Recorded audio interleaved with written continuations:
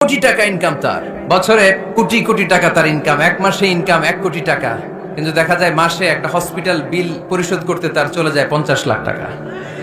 আসরা নাই? ওয়াইফের ক্যান্সার, যার নেই কোনো অ্যান্সার, ছেলে ইয়াবা খায়, ওরে দেয়া লাগে 20 লাখ, বাড়ি ভাড়া, খাওয়া দাওয়া ইত্যাদি খরচ শেষে দেখা যায় মাস শেষে আরো 20 লাখ ঋণের মধ্যে পড়ে আছে। আসরা নাই?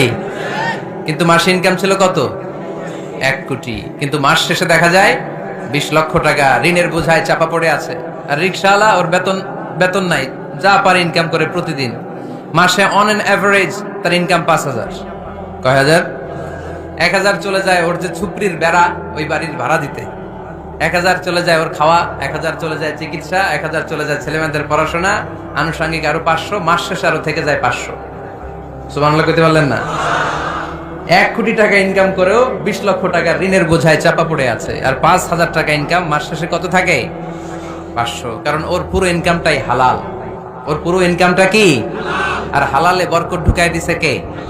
হারামে কোনো বরকত আছে? আওয়াজ করে বলেন তো, গরু খাওয়া হালাল না হারাম?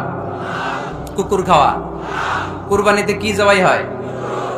সুন্নতে খাতনার অনুষ্ঠানে, বিয়ের অনুষ্ঠানে, প্রতিদিন কসাইয়ের দোকানে, কোথাও কুকুর জবাই হয়? আচ্ছা, গরু বা গাভী বছরে বাচ্চা দেয় কয়টা? একটা। আর কুকুর দেয় কয়টা? 7টা, 10টা, 11টা।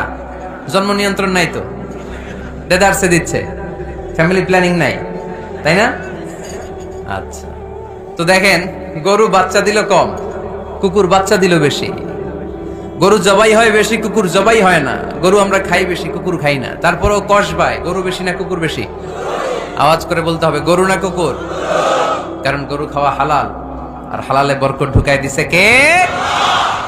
এজন্য দ্য ডিসিশন ইজ ইয়োরস, সিদ্ধান্ত আপনার। কই যাবে?